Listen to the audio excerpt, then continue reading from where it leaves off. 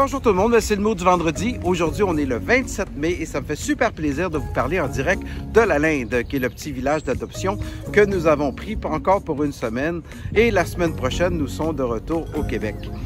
En quelques mots, le bassin de la Linde fait partie d'un réseau sur 29 km qui a été construit autour de 1840 et qui a été en fonction jusqu'à la fin de la Deuxième Guerre mondiale. Ce bassin avait comme but de pouvoir surpasser un petit peu les rapides de la Dordogne derrière moi et de permettre la navigation des gabarres, finalement, du matériel qui passait le long du chemin ici.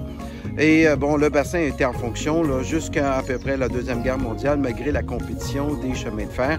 Et après la Deuxième Guerre mondiale, maintenant, le bassin, c'est un magnifique lieu de villégiature où on peut avoir véritablement un petit lac intérieur ici à la Linde. Pour nous, cette semaine, ça a été quand même une belle semaine qui a été mélangée un petit peu de vacances et travail, bien sûr. Vous allez le voir un peu. On a eu la chance de visiter le château de Biron. On a eu l'occasion de visiter la ville de Belvès, la filature de Belvès aussi.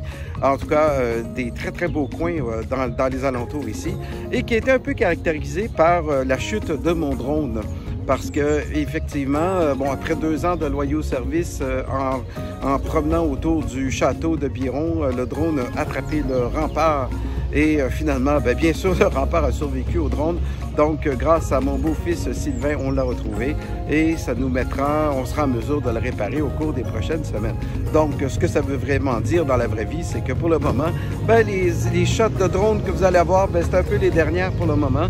Donc, particulièrement cette shot-là, qui était la dernière que le drone nous a laissé avant de quitter, qui est une shot assez fantastique qui tourne autour du château de la Linde.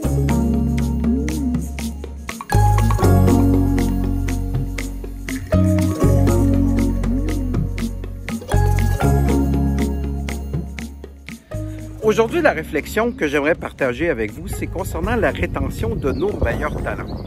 Contrairement à la croyance populaire, beaucoup de personnes croient que finalement les dirigeants et les meilleurs talents quittent exclusivement pour des raisons financières.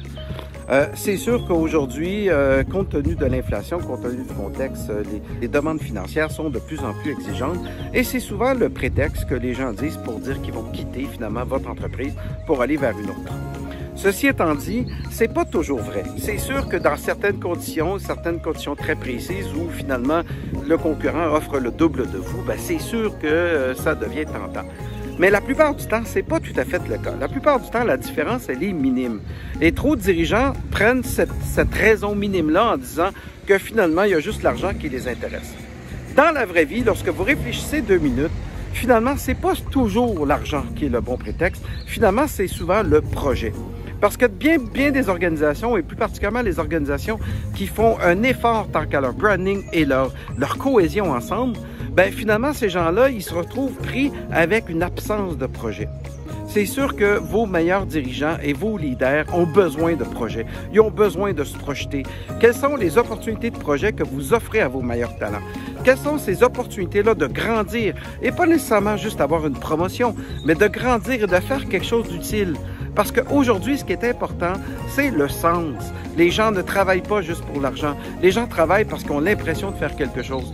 Et comme on est dans un monde très, très compétitif et que finalement, d'un endroit à l'autre, si ce n'est que l'argent qui est la différence entre un job A et un job B, c'est sûr que vos meilleurs talents vont prendre l'endroit où il y a plus d'argent.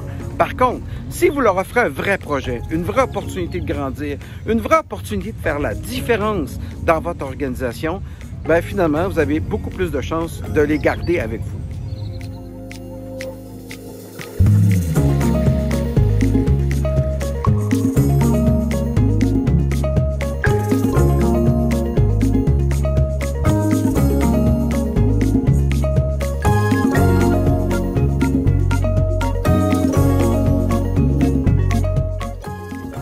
Donc, je souhaite à tous un super beau week-end.